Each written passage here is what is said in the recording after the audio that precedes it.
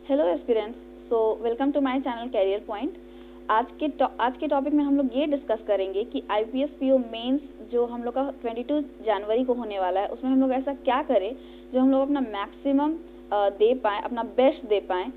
तो अभी तक बहुत सारे ऐसे एस्पिरेंट्स होंगे जिन्होंने अपनी तैयारी बहुत ही स्पीड में की होगी और वो कंटिन्यू कर रहे होंगे, लेकिन ऐसे भी बहुत सारे एस्पिरेंट्स होंगे जो अभी तक ये वेट कर रहे होंगे कि मेरा प्रीलिम्स का रिजल्ट आएगा और तब मैं तैयारी करूँगा या करूँगी। ऐसे तो उन एस्पिरेंट्स को एक एज मिलने वाली है जो पहले से अपनी तैयारी कर रहे हैं, बट फिर भी अभी हम लोग को नहीं सोचना है कि हम पहले से तैयारी नहीं कर रहे थे, मेरा नहीं हो पाया अभी तक। ये सब सोच के अपना टाइम वेस्ट नहीं करना, क्योंकि जो भी अभी आपके पास टाइम है वो सफिशिएंट हो सकता है अगर आप एक प्रॉपर तरीके से तैयारी करें। मैं अपने बारे में बताऊं तो I am Neha Shankar. I have cleared IPS RRB PO and IPS RRB office assistant also, और SBI PO मेंस का एग्ज़ाम भी हुआ था जो कि अभी वो मैं दे के आई हूँ। मैं आप लोग को एक थोड़ा आइडिया है मेरे पास कि किस तरह से मैंने तैयारी किया, वो मैं आप लोग को हेल्प कर सकती हूँ बताने में कि आप लोग कैसे कर सकते हैं इन 15 दिन में कि आपका वो बेस्ट प्रिपरेशन हो। ओके, तो सबसे पहले हम लोग ये समझेंगे कि कौन कौन सा हम लोग का ये आता है, सब्जेक्ट्स आता है और कितना टाइम में आता है और कितना क्वेश्चंस रहता है उसमें। ओके, फिर देन हम लोग समझेंगे कि उसमें कैसे कैसे प्रिपरेशन करनी है। Okay, so let's start our video. And आपसे एक रिक्वेस्ट है कि आप लोग जो भी वीडियो पूरा देखिएगा, अगर आप इसको 1.5 में देखना चाहते हैं, 2x में देखना चाहते हैं, लेकिन पूरा देखिएगा, हाफ में स्किप मत कीजिएगा, आप लोग इससे ज़रूर बेनिफिट होंगे। This I can promise. Okay, so let's start our video. Reasoning and computer aptitude, जिसमें 45 क्वेश्चंस हैं और 60 मार्क्स का है ये।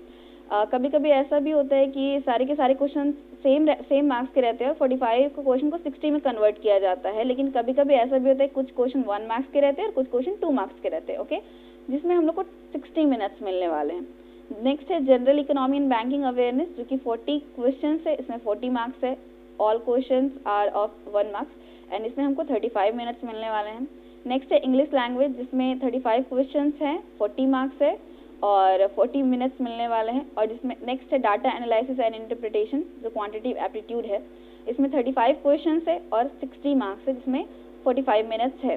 तो जो आपका मेन जिसमें सबसे ज़्यादा स्कोर है वो है आपका रीजनिंग एंड कंप्यूटर एप्टीट्यूड, जिसमें 60 मार्क्स मिलने वाले हैं, और डाटा एनालिसिस एंड इंटरप्रिटेशन, जिसमें 60 मार्क्स मिलने वाले हैं। बट कभी कभी ऐसा भी होता है कि कुछ बच्चों का ये दोनों में से एक सब्जेक्ट वीक रहता ही रहता है। ठीक है, जैसे अगर मेरी बात करूँ तो मेरा थोड़ा डाटा एनालिसिस एंड इंटरप्रिटेशन थोड़ा वीक है, तो मैं अधिक जो अपना टाइम देती हूँ वो रीजनिंग पे देती हूँ। ओके, सो अभी हम लोग को ये सोचना है कि हमारी स्ट्रेंथ क्या है। अगर हम अभी अपनी वीकनेस पे ही ज़्यादा फोकस करते रहेंगे तो हमारी स्ट्रेंथ भी हमारी वीकनेस बन जाएगी। ओके, ये मेरा स्टार्टिंग का ही रूल है कि जब मैं समझ लेती हूँ कि मुझे क्या ज़्यादा आता है तो मैं उस पर ज़्यादा फोकस करती हूँ, ताकि मैं उसको अच्छा से अचीव कर लूँ, उसमें ज़्यादा मतलब मार्क्स ले आऊँ।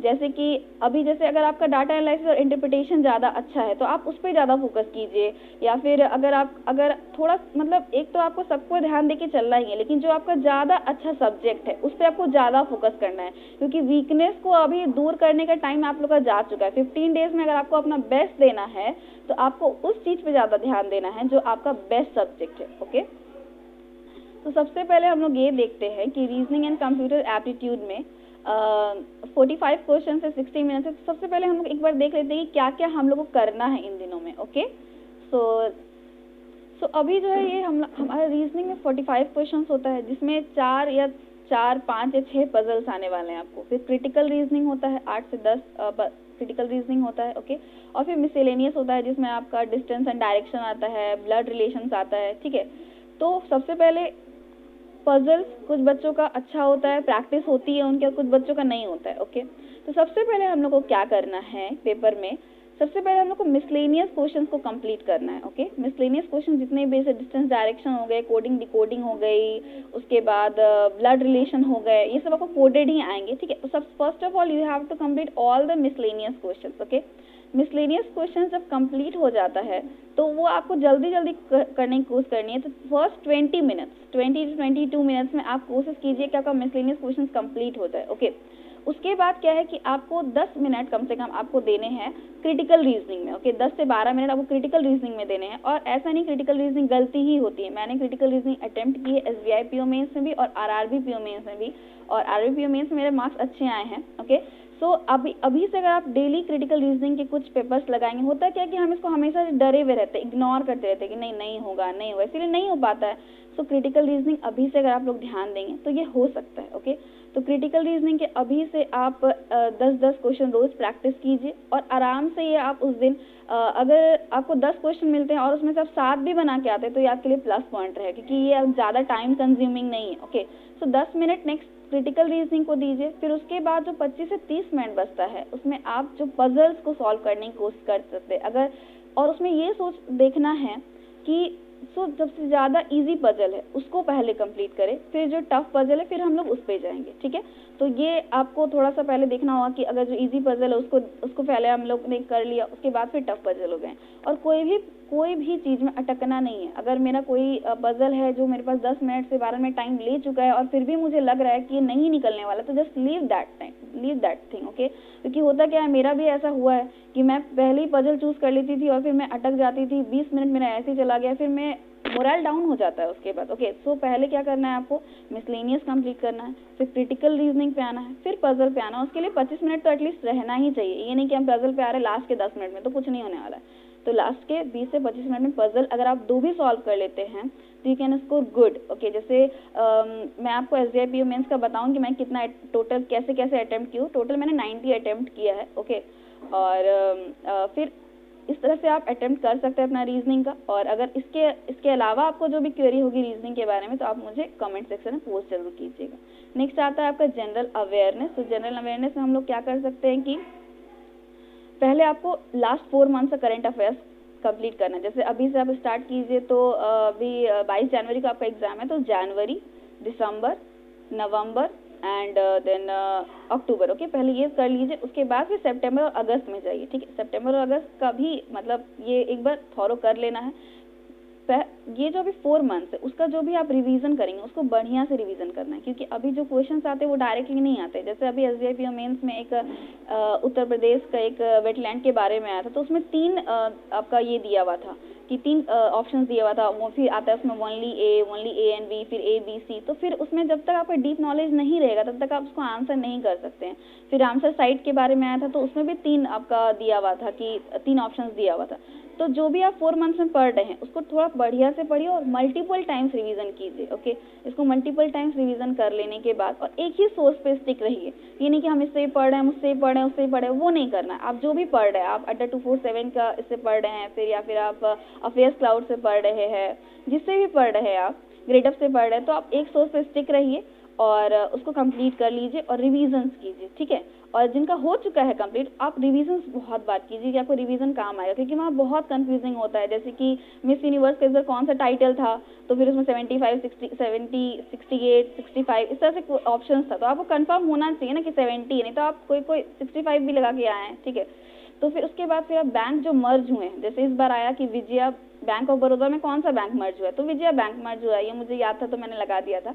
तो बैंक मर्ज जो है वो याद कर लीजिए। फिर रिसेंटली जो गवर्नमेंट स्कीम्स हैं वो थोड़ा सा याद कर लीजिए, प्रधानमंत्री फसल बीमा योजना, व्यय वंदना योजना, ये जो इम्पोर्टेंट स्कीम्स है वो लर्न कर लीजिए। और बैंकिंग अवेयरनेस में जैसे ओम्बड्समैन स्कीम, वैसे तो मैंने एक ही लिखा है पर एक्सेट्रा आप लोग लगा लीजिए, समझ लीजिए।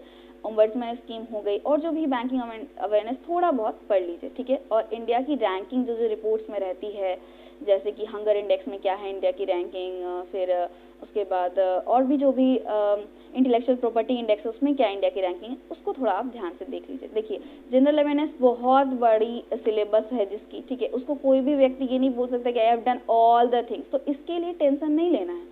आपको ये सोचना है कि अगर मैं 40 में से 25 भी सही करके आ रहा हूँ तो आई एम एट द, मतलब मैं तो यही सोचती हूँ।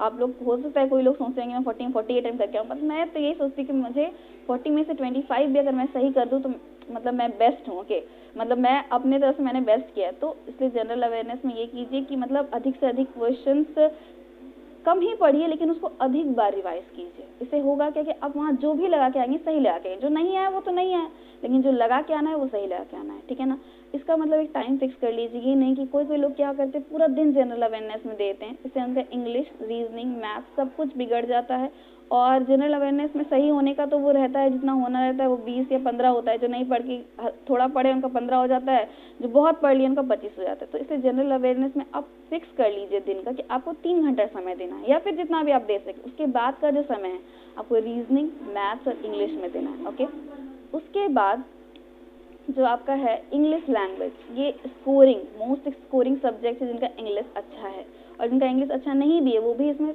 20 तो आराम से ला सकते हैं 40 में से। ओके, और जिनका इंग्लिश अच्छा है वो 30 to 35 स्कोर कर सकते हैं। ठीक है, तो कैसे करना है हम लोग को ये पहले समझते हैं। पहले तो रीडिंग कॉम्प्रिहेंशन है, उसके लिए हम लोग को रोज, अब मैं ये बोलूँ कि आप न्यूज़पेपर रीड करना स्टार्ट कर दीजिए अभी से हिंदू का, तो वो आपको समझ में भी नहीं आने वाली है। ओके, जो कर रहे हैं वो बहुत अच्छी बात है, पर जो नहीं कर रहे हैं, आप मॉक टेस्ट में जो रीड करते हैं, अगर आप मॉक टेस्ट दे रहे हैं, ठीक है, सबसे पहले तो ये समझ लीजिए कि मॉक टेस्ट वो सबमिट करके नहीं दीजिए। मैं जितना भी मॉक टेस्ट दी हूँ वो मैं प्रॉपर बैठ के 3.5 घंटा है या फिर 3 घंटा है, आरआरबी में पीओ में कम था उतना, वो बैठ के दीजिए। ठीक है, पहले उसको आप बनाइए, आप उस प्रेशर को फील कीजिए कि कितना प्रेशर, वहाँ आपको उतना ही प्रेशर फील होने वाला है, उससे ज़्यादा ही होने वाला है। ठीक है, तो आप वो बनाइए अच्छे से, और फिर अगर उसको फिर जो नहीं बन रहा है उसको बाद में एनालाइज प्रॉपरली कीजिए। मैंने अधिकतर जो क्वेश्चंस मैंने सॉल्व किए हैं वो मॉक टेस्ट से ही किए हैं। क्रिटिकल रीजनिंग के हो गए, उसमें 10 क्वेश्चंस रहते हैं, तो हर बार मेरे मॉक्स में 10 क्वेश्चंस हैं तो वो मैंने उससे सॉल्व किए हैं।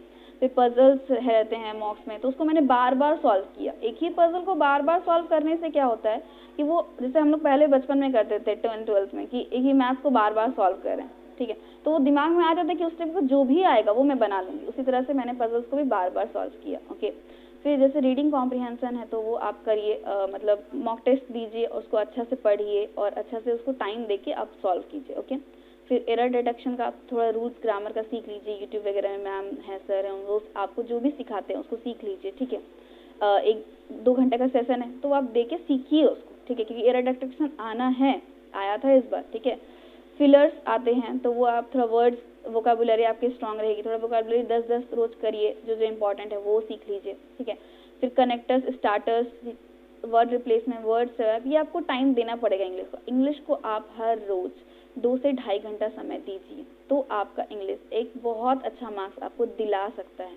2 से 2.5, अगर आप 3 घंटा जीके को देते हैं और 3 घंटा इंग्लिश को देते हैं, तो मैं आपको बता सकती हूँ कि आपको जीके में कम मार्क्स आएंगे और इंग्लिश में अधिक मार्क्स आएंगे, क्योंकि English is a score fetching subject. Okay, I know this. Okay, so next आपका आता है डाटा इंटरप्रिटेशन एंड एनालिसिस, जो कि आपका जिसमें मुझे थोड़ा सा, मैं थोड़ा वीक हूँ इसमें, और हो सकता है बहुत बच्चे को बहुत अच्छा होता होगा। ठीक है, तो इसमें डीआई होती है, arithmetic DI, number theory, arithmetic questions होते हैं, जिसमें सबसे पहले तो 2 तरह की डीआई होती है। कैलकुलेशन बेस्ड डीआई जो आपकी परसेंटेज पे आएगी, रेशियो पे आएगी, ठीक है, जो आपको समझ में तो आ जाएगा पर उसको कैलकुलेशन करने में टाइम लग जाएगा। और एक होता है अर्थमेटिक डीआई। अगर आपका अर्थमेटिक अच्छा है तो आप अर्थमेटिक डीआई चूज कीजिए। अगर थोड़ा सा वो वीक है, थोड़ा सा कॉन्सेप्ट क्लियर नहीं है, तो करिए क्लियर, लेकिन फिर आप कैलकुलेशन डीआई चूज कीजिए और उसको जल्दी जल्दी बनाइए। फिर आपको आना है नंबर सीरीज में, और फिर जो अर्थमेटिक क्वेश्चंस आता है उसमें आना है। ठीक है, तो ये आपकी स्ट्रैटेजी रही पूरी की पूरी। मैंने अभी ये आपको नहीं बताया है उतना अच्छे से, कैसे आप रूटीन अपना बना सकते हैं इसको लेके, जो कि मैं आपको नेक्स्ट वीडियो में बताऊंगी।